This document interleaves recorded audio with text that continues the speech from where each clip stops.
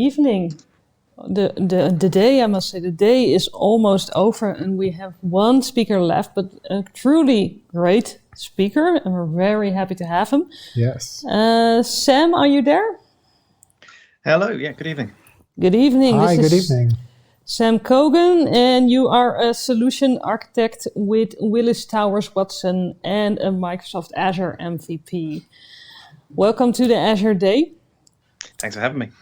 And I think a lot of people might know you from your ARM template masterclass on YouTube. Can you tell a little bit about that?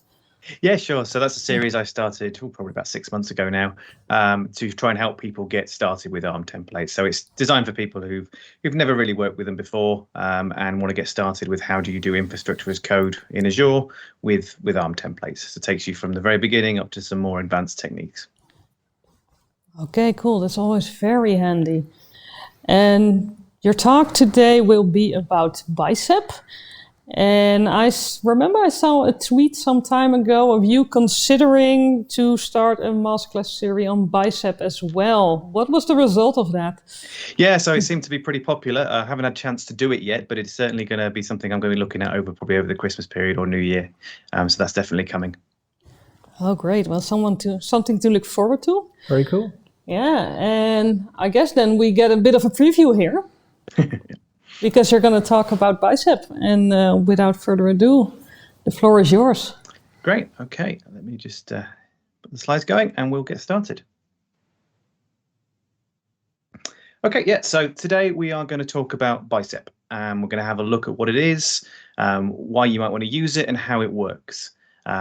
So for those not familiar with it, Bicep is a relatively new tool that's been released by Microsoft in preview as not a replacement, but an evolution of ARM templates. So a way of doing infrastructure as code in Azure with a Microsoft native tooling, but offering some improvements and some new features over and above what you might see with ARM templates. So if we'll have a look into that and see what's happening. Just a quick note there that any of these slides and the demos and so on will be on my GitHub after this, so you can grab those if you want to have a look at any of those things. We've already talked about what I am or what I do, so we'll move straight into the content. So ARM templates have been around for a good few years now, and they were Microsoft's sort of first attempt at providing a native infrastructure as code tool for deploying into Azure.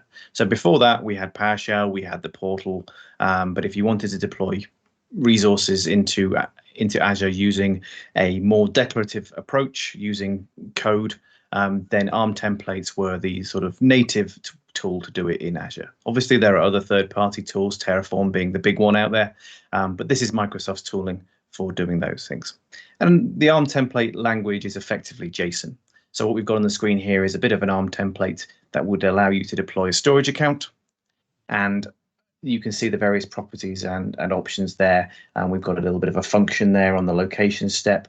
But it's all JSON, and one of the biggest criticisms people have had with trying to get started with ARM templates is that they are quite verbose. They are quite hard to get going with, and the language you're using is is quite difficult to get grips with. And so this is where we moved, and Microsoft have released a preview. It was released around Ignite time of this new version called Bicep, which is obviously a play on the word on ARM. But it is their new improved tooling for doing infrastructure as code on Azure. But it's not a replacement for ARM templates. Bicep is what you might call an abstraction layer on top of ARM templates. And you'll see when we have a look at it and run some templates in a minute, that actually it still relies on the features of ARM, but it's providing a much nicer way of actually writing those templates as someone who is responsible for creating infrastructure. You don't actually need to get all that involved with the ARM template side of things, but they are still there. So you can see the diagram there. Obviously, Bicep is a top-level feature that sits on top of ARM, which again sits alongside things like SDKs and the portal as different ways of deploying resources into Azure. So this is the same bit of code to deploy a storage account into Azure, but in the Bicep language. So Bicep is not a existing language. It's a custom domain-specific language that Microsoft have created. But its first aim is to try and reduce the complexity of the language compared to what you see when you use ARM in the straight JSON. So you'll notice straight away that there is a reduction in the amount of brackets, no commas at the end of lines, simplified language there. But there are a few other things that you'll see as well. So, for example, at the top there, where you're declaring the actual API version and the type in one line, so the Microsoft.storage/storage accounts, you're actually declaring that as part of the resource header rather than a separate option. And when we actually start getting into the properties section, they're a lot simpler to read. But there are more benefits than just that, and we'll delve a little bit further into those in a minute. Now, before we dig into this, one very big warning is that Bicep is in preview at the moment. It's not ready for production. And you'll see that if you look on the GitHub repo, it's very clear that this is not production ready yet. I don't think it'll be too long till we get a supported version for production, but the version we've got today isn't production ready. And there are some features missing, a couple of big ones, in fact, which is the ability to do copy loops. So if you want to loop and deploy multiple resources with a single declaration, you can't do that yet. And the condition property, so being able to optionally deploy or not deploy a resource, isn't in there yet. Both of these are slated to go in pretty soon, but they're not there yet. So take that under advisement. Obviously, you can start playing with this and start deploying things. It absolutely does work, but not production yet. So why would you choose to use Bicep? So we already looked at the fact that the syntax is designed to be a lot simpler. It's a lot easier to read compared to the JSON. You're not, the amount of code there is less, and it hopefully will be a much simpler thing to look at. There's also a few other things that make the language simpler. For start with, they've introduced string interpolation, very similar to how you might do it in Terraform. So we get rid of the concatenate function, which you will find littered over most people's ARM templates. This now just gives a very simple interpolation like you might see, say, in Terraform, but also it's very similar to the C# approach to doing it as well. So that should hopefully make things easier to read. I mentioned the resource declaration's a lot simpler now. It's part of the header rather than being separate inside the resource.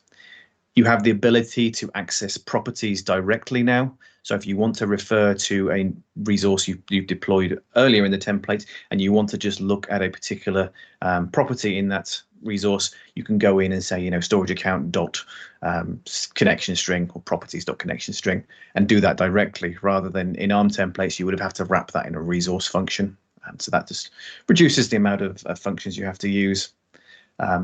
You can now make modular templates that you can then distribute to people in your team to be able to reusable components. Again, you could do something similar in ARM templates with nested templates, but this makes it a bit easier to wrap that up and to use it as part of your template. You can declare things like parameters and variables and types anywhere in the template. Gone is the JSON structure where you had, the parameter section and the variable section and so on. That's not there anymore. You can declare these things anywhere you want. We also have automatic dependency management in some scenarios. Not everything will be covered here, but if you've got a resource that is referring to a property from a previous resource, the dependency there will be automatically added. You don't have to add that manually, which you would have had to do with ARM templates. And then finally, there is some improved validation and IntelliSense as part of the work with the VS Code extension, which is over and above what the ARM one already does. And we'll see that in action in a second when we look at a demo.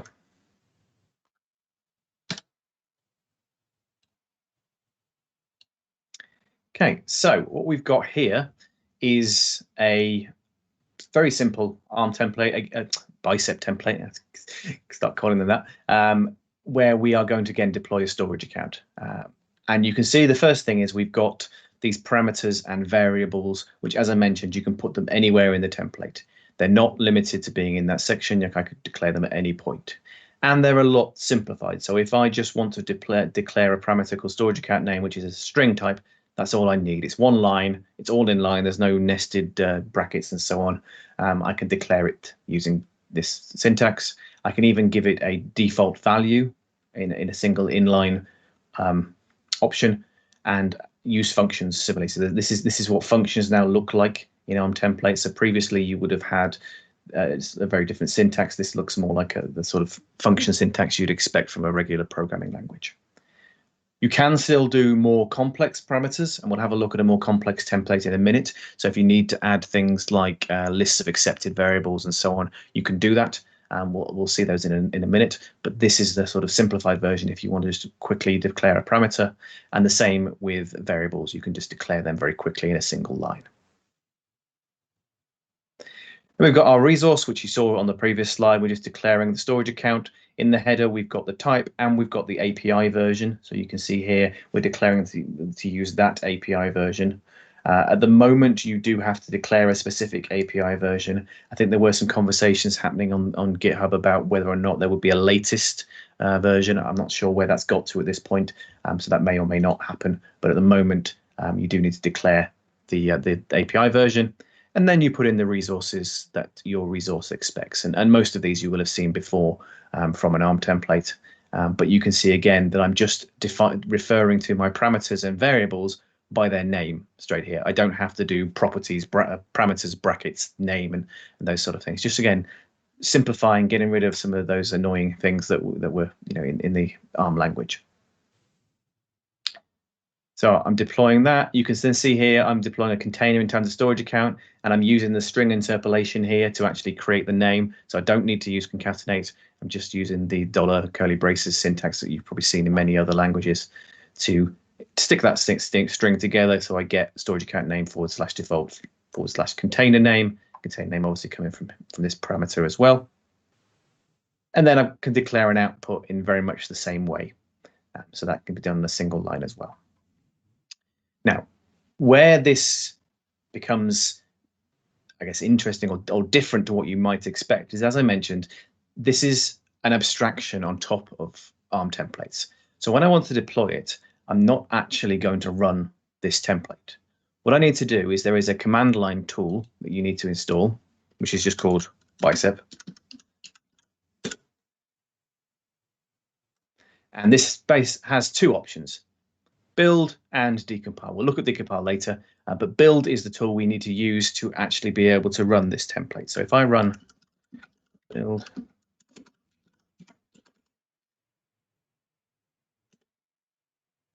that's done, and that hasn't deployed anything. What that has done is it has gone ahead and created a JSON file with the same name as my Bicep file.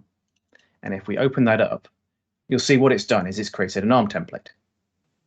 So what Bicep does is it gives you a language to define your resources and to configure whatever you want, and then you use the build command to actually create ARM templates. So what that then means is to actually deploy it, you're just using the normal commands you would have used for an ARM template. So I would use the new AZ resource group deployment to actually run this template. It means all of my build pipelines that used ARM templates will still work. It means that I can do anything I wanted to that an ARM template would support. So I can use the ARM test kit to actually test this. I can run my pester tests and those sort of things that I'd written for ARM templates. They will still work. And the Bicep tool is effectively translating what you've put in the Bicep language into an ARM template. So you can see, it populates the parameters, it configures all the resources, it puts the right functions in place. So you are still getting all of that old language, but it's translated for you. So you don't really have to care about what's in this template. These templates are sort of generated on the fly when you need them. They're not something you need to sort of think about too much, other than you need to run them.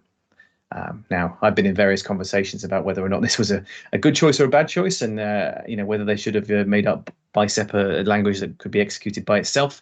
But this is the way it's been chosen to do. So if we want to deploy that, we'll deploy our ARM template directly.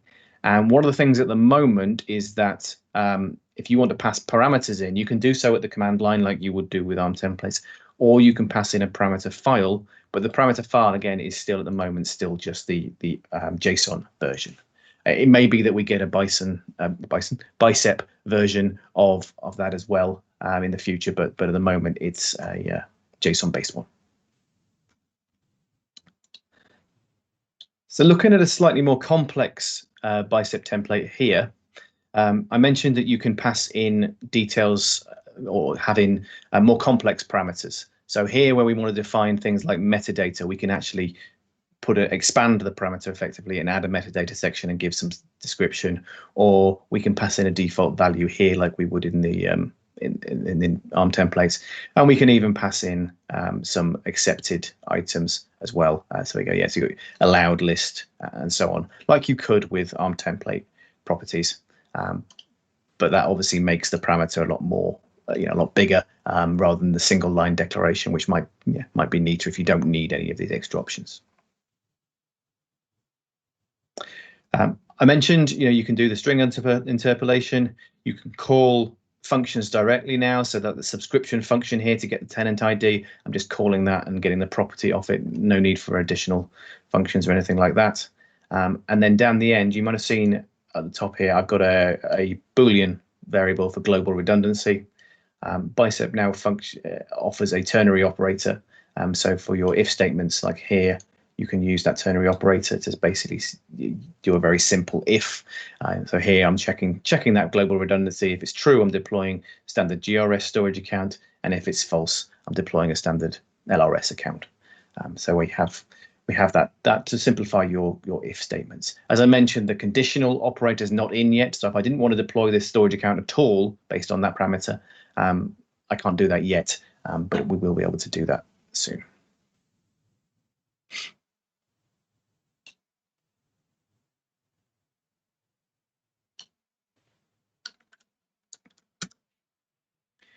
So one of the things I mentioned was that you could create modules with ARM templates now.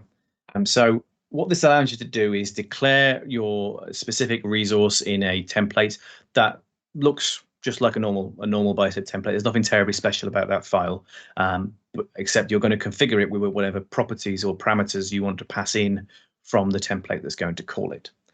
So you can see the example here. This is where I would then call that module to have it actually run inside my template. So it's a similar declaration. I'm giving it a name, and I don't think I mentioned, but this name here, this STG account, is the name that's used to refer to this within my template. I've still got the name here, which is actually passed in as a property, a parameter that will be used in my template. This is just sort of a reference so that I can refer to that within my template. But here, instead of passing in the API version and the type, what I'm passing in is a reference to where my module file lives. And that's just, as I said, another Bicep file. And then I can pass in the parameters it expects. We'll have a quick look at that. So I've got a module here, which is, again, designed to deploy a storage account. Most of these things deploy storage accounts because they're nice and quick and easy to create and deploy. But this is just a pretty standard Bicep file. There's nothing very special here that makes it a module, other than that I've configured an interface for it in terms of the parameters I want to be able to pass into the template, and at the end, the outputs I want to be able to pass out once I've run that. The rest of it is just what we saw before, where I'm actually just creating the storage account and the container within it. So this is ready to go. I could then store that within my file system. Maybe I've got a modules folder. And then in the actual template itself, where I want to use it, we'll do what we saw in that slide, and I will call into that module to run it. And I'm passing in the parameters it expects. So I'm passing in the storage account name and the name for the resource and the name for the storage account. And then because this module is set to provide some outputs when it finishes, what I've got here is an output from my template, which consumes the outputs of that storage account and grabs the account name. So if we look at the actual module, you see again, we've got this account name output, which is available from the module, and the top level template that's going to run it is going to pass that out again. So I can refer to any of the outputs from my module that I configured there. So you can see you could build up a pretty hefty collection of modules that you might want to distribute to your teams and having standard ways of deploying storage accounts or virtual machines or whatever you want. You can build up a library of those modules and have people consume them. we go ahead and compile that,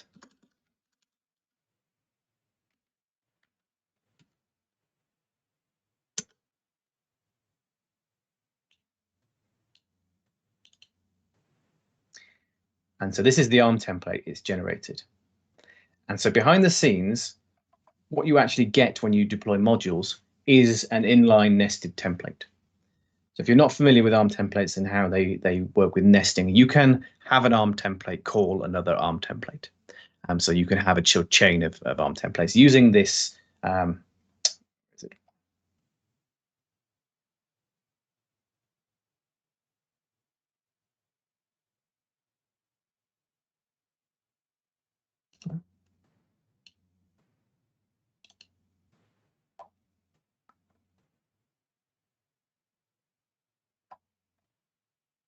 Yeah, sorry, getting confused by the template there. Yeah, so this is the resource that actually deploys it. So you've got this Microsoft Resources deployments type, which allows you to call another ARM template.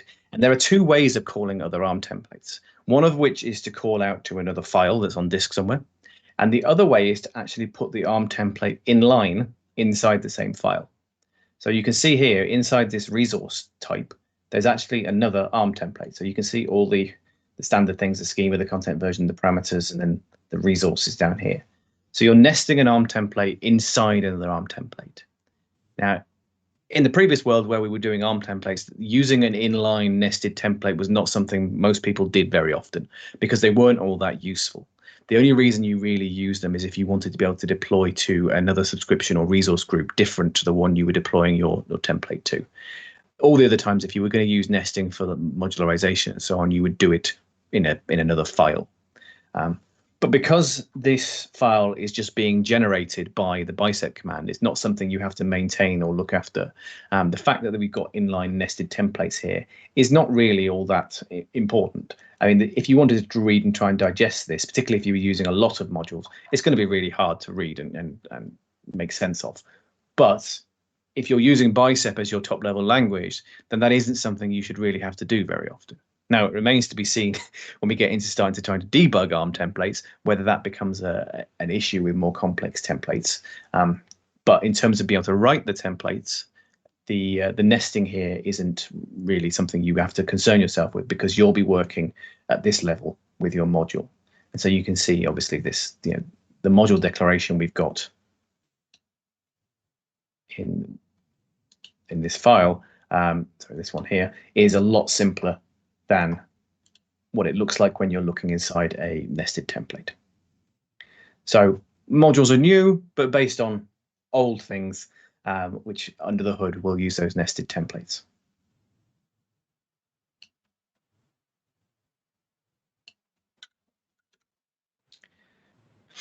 So how do you migrate to Bicep if you've got existing ARM templates? There's a couple of ways to do this. The first one is that you can look at doing a manual conversion. And if you want to have complete control over how your Bicep templates look and to make sure that they can, the choice of how you write them is completely down to you, then that's what you would probably do. You would look at your ARM templates and you would go and manually create the resources in your Bicep template yourself. That's obviously one way to do it. It could be a lot of work if you've got a lot of templates to convert. So another thing you can do is use the decompile function. So the Bicep command line, the second command it has is a decompile command, which will allow you to take an ARM template and decompile that into Bicep for you. Not only that, but you could also use Bicep to decompile your resources that are actually in Azure. So maybe you didn't have an ARM template at all. Maybe you created the resources manually. You can go and use the decompile command in combination with the CLI command. There's a PowerShell version of this as well. So you can use the AZ group export command, which will export your resources from Azure directly in an ARM template. And then you can pass that into the Bicep decompile command, which will turn that into a Bicep file. Now, you need to be a bit wary with that because if you've ever tried using the export commands from the portal, what you'll end up with is you'll get an ARM template, but it could be very verbose. Potentially, it's created parameters for every property that you could pass into a resource that's in Azure. You could end up with very large templates. And if you were actually creating them manually, you might take some shortcuts and you might compress some things down. So if you're going to go down that route, you may want to take the result and do some work to simplify it. But potentially, if you've got that in Bicep format rather than the ARM template, it may be easier to read and to do that. So if we have a look quickly at how that works, do Bicep decompile.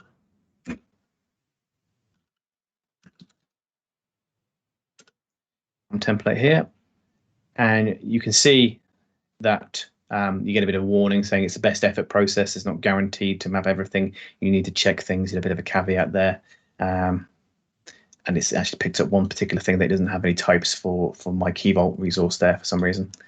You'll also find that if you try and decompile a file that's using some features that aren't in Bicep yet, like copy loop, you will get an error because it can't deal with those. And so you'll either need to take them out or manually convert those.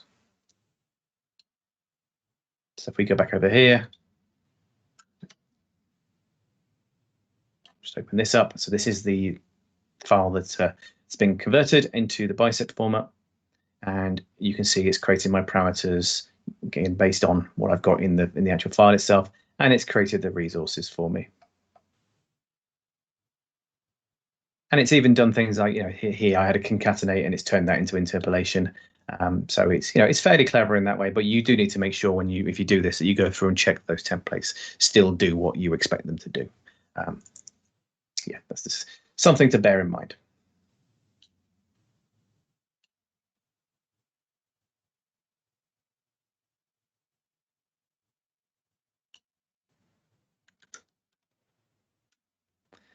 So the question I often get asked is, well, why would we want to use Bicep? What's the benefit? And particularly the one I get from a number of people is, well, I'll just use Terraform. And if you're using Terraform already and you're happy with that, you aren't the intended audience for this tool, at least at the moment. Bicep is really aimed at people who are either coming new to Azure and want to get started with doing infrastructure as code, or those who are working with ARM templates and want a better way to create those without moving away from the Microsoft ecosystem on that.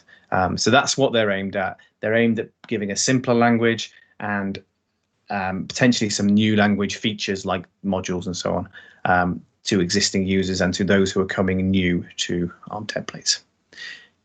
Why you would stick to ARM templates or the Microsoft stack there rather than looking at Terraform or Pulumi or other tools, there are obviously a various number of reasons. Some people just like to stick to what's created by Microsoft and what's supported by Microsoft directly. So if they have a support contract with Microsoft, then you might want to use that.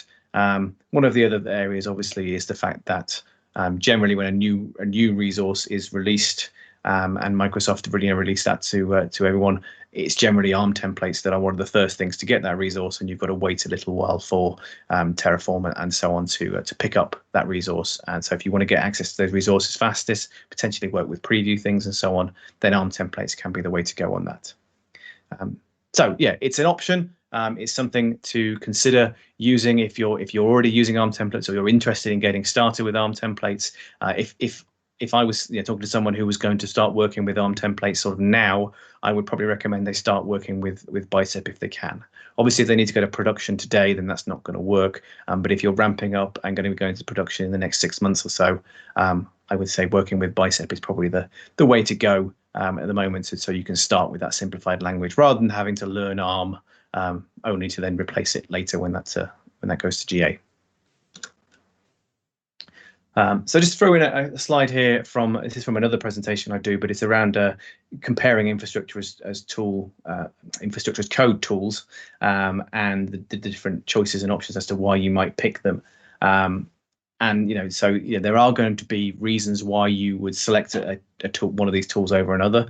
There are certain things that are going to drive you to some of the third-party tools like Terraform and Pulumi, such as things like being able to support multiple clouds, being able to have some sort of stateful option, so you've got a state file and able to do comparisons and destroy options and those sort of things. or some of the enterprise features that they offer around policy and so on. So if those are the areas that you need support for, Bicep doesn't bring anything new in those areas. And those are the, if you're using Terraform, you would probably stick with Terraform. But if you're coming into things fresh, or you've been using ARM templates for a while and you want to look at a more simplified language, you want to look at a less complex set of tools that are going to allow you to create infrastructure as code in hopefully a faster manner, and at least a much more easy to read and to create manner, then Bicep is something that I would certainly recommend you look at. Just a few resources at the end here. So Bicep is a fully open source project. Unlike ARM templates themselves, all the source code for Bicep is available online on the GitHub repo, and there is a good tutorial there walking you through the steps of creating your first Bicep template. There's a blog article for myself just talking about an introduction to Bicep, which is a lot of what we talked about today, and the slides and demos from today are available as well if you want to have a look at any of those. And that's pretty much all I've got to cover today. If there's any questions or anything anyone wants to ask, I'm more than happy to take them. I've got a few minutes now. All right, great. Well, I want to know one thing. What a pose. I want to know one thing. If you were asked to deploy something new today, do you write Bicep or an ARM template? Today, and it's going to go into production, I would write an ARM template because it's not supported in production yet. If I was doing something in development, or I was going to be supporting something that I wasn't particularly fussed about the support of the tool, then I would use Bicep. That would be my choice. I much prefer working with Bicep than I do with ARM templates. Okay, that's great to hear. Well, it was a great demonstration, and I think this can help a lot of people take their first steps into their own Bicep templates. So, great talk. Thank you for all the explanations and the demos. It was really informative. No problem. Thank you very much for having me. Thank you.